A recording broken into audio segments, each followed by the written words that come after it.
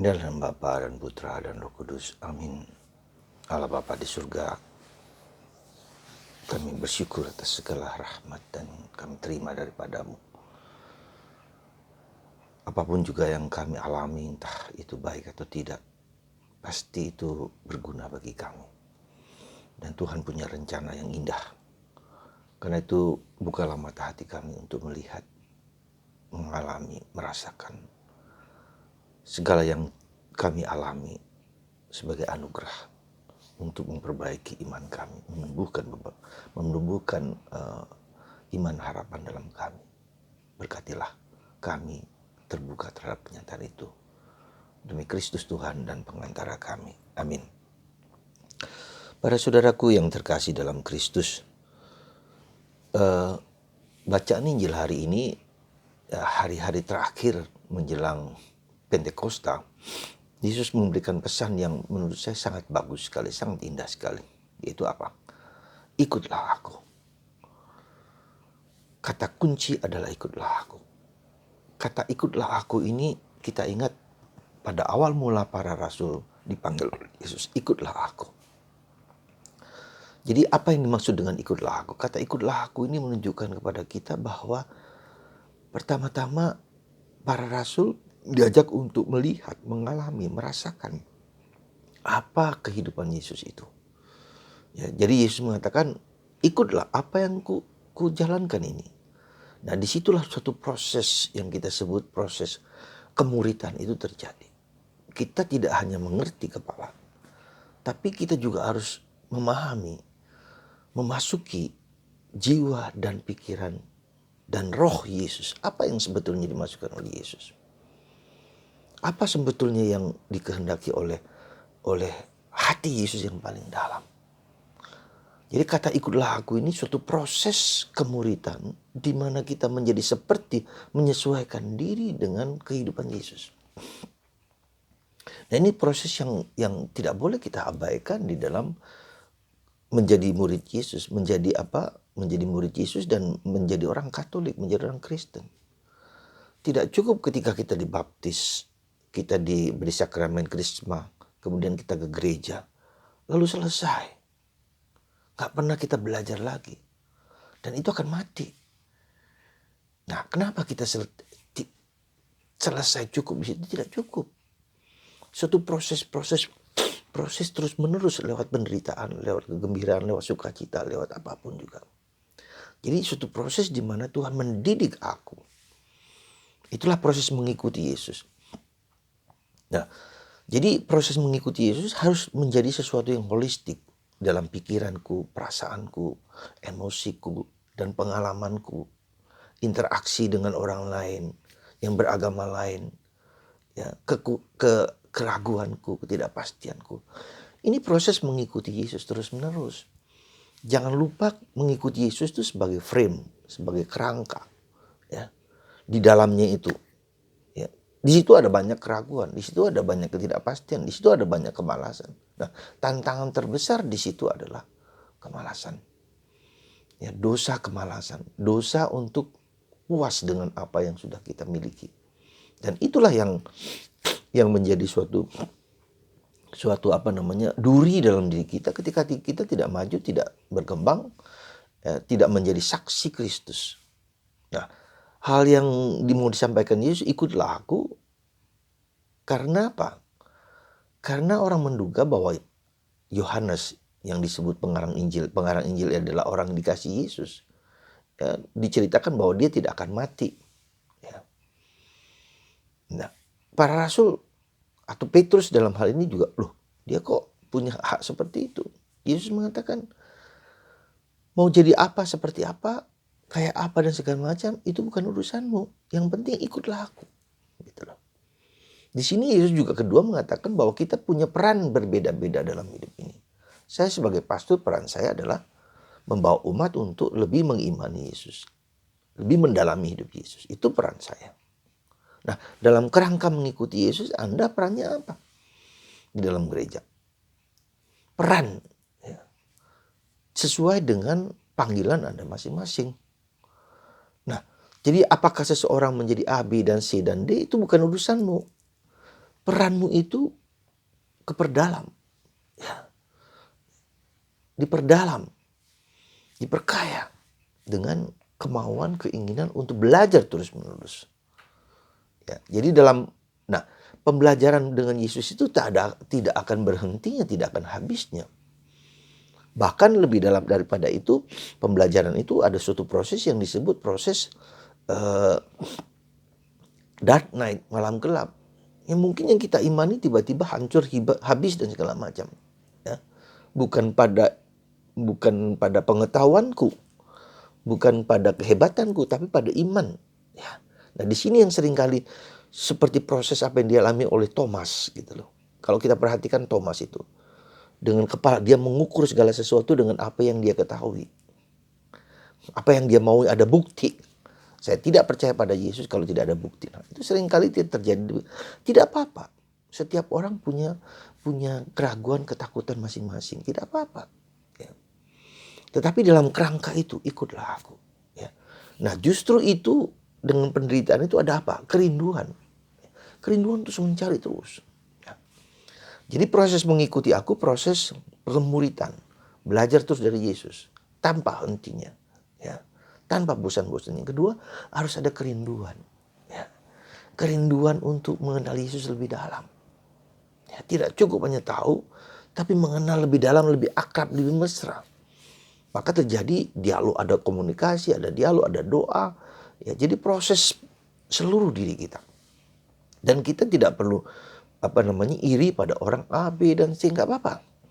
Yang penting peran Anda, peranku, di mana kita harus memberikan kontribusinya, ya, menjadi saksi Kristus. Itu yang mau sungguh-sungguh disampaikan oleh Yesus kepada kita. Nah, mari saudaraku, itu yang kita sadari. Anda perannya apa di dalam gereja? Apa yang sudah Anda lakukan untuk memperdalam iman Anda ketika Anda diserang, ketika ada berbagai macam hal di sekitar kita? Dengan peristiwa pandemi virus ini, coba apa yang membuat kita dengan ya mungkin gelisah, mungkin takut.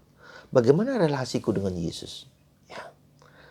Nah, di belakang saya ini adalah lukisan tentang Yohanes dari Salib. Yohanes dari Salib, seorang Karmelit yang pembaharu dan seorang yang sangat dalam sekali. Ya tentu kita tidak perlu meniru beliau, ya, tetapi semangatnya beliau dalam mencari Tuhan. Dia seorang yang sungguh-sungguh mempunyai kerinduan, hatinya terbakar untuk mengenal Yesus lebih dalam. Dan bayangkan saudara, 9 bulan dia dipenjara oleh konfraternya sendiri karena salah paham pada waktu itu. Penjara biara, ya, seperti penjara-penjara yang biasa, kasih makan sebagaimana. Tapi justru 9 bulan itu dia merenung, lockdownnya itu 9 bulan gitu loh. Dia lockdown, dia hening, dia nyepi di sana dengan penderitaan, dengan pergulatan, dengan proses yang dia tupang. Tetapi justru lockdown hidupnya itu menjadi berkat bagi dia ketika dia memahami tentang gelapnya iman itu. Iman itu tidak selalu terang. Mengikuti Yesus itu tidak selalu enak.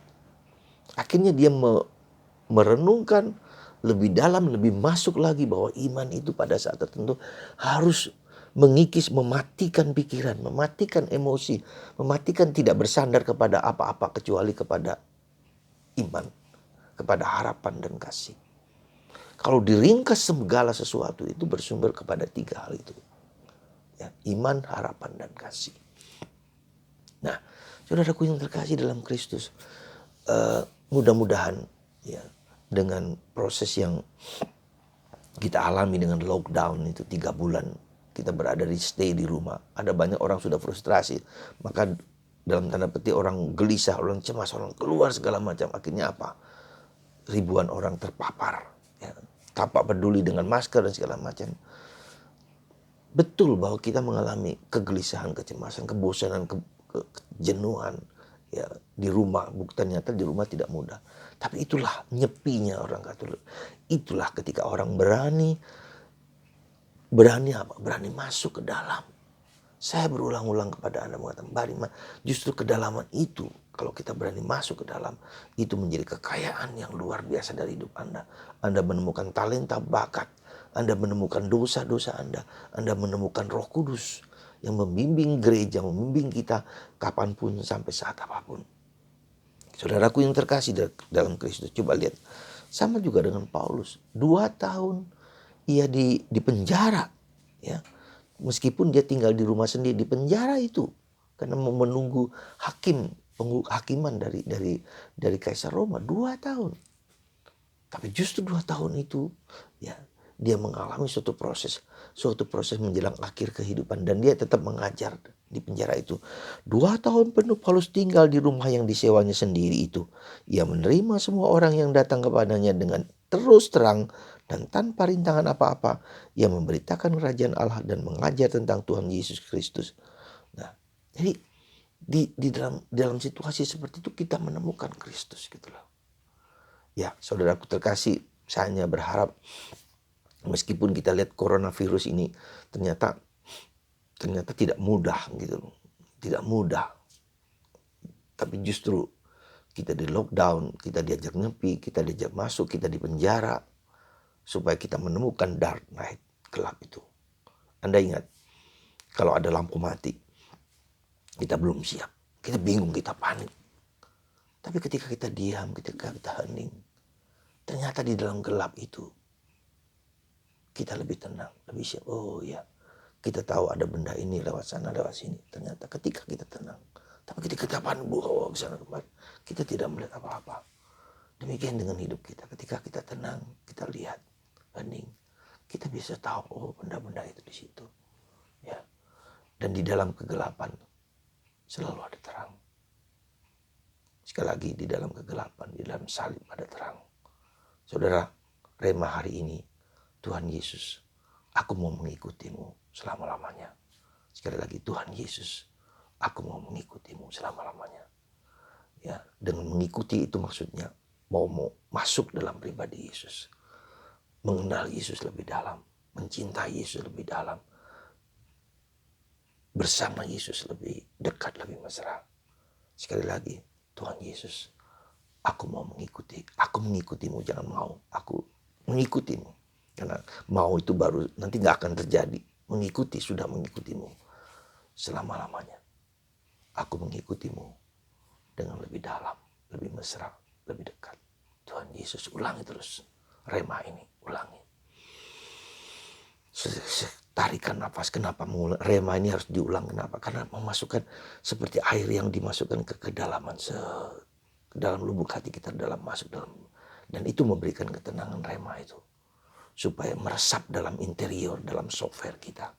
Itulah tugas rema yang diulang-ulang, ya, dimasukkan ke dalam, bukan di luar, tapi dimasukkan ke dalam. Tuhan Yesus, aku mau mengikutimu selama-lamanya. Tuhan Yesus, aku mau mengikutimu dengan lebih dekat. Tuhan Yesus, aku mau mengikutimu dengan lebih mesra.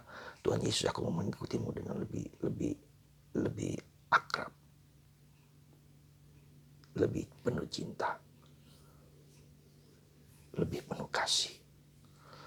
Amin. Bapa di surga, kami telah mengikuti Yesus, tapi seringkali ikutan kami seperti basa-basi, atau juga seperti tidak panas, tidak dingin, ya, lukewarm, ya. Sekedar kami mengikutimu, dan kami tidak mengenal Engkau dengan lebih dalam. Bantu kami Tuhan Yesus dengan Roh Kudus-Mu, supaya bara dalam hati kami mengikuti Engkau semakin kuat. Berkatilah kami semua ya Bapa, dengan rahmat dan kasih-Mu yang berlimpah. Dalam nama Bapa dan Putra dan Roh Kudus. Amin.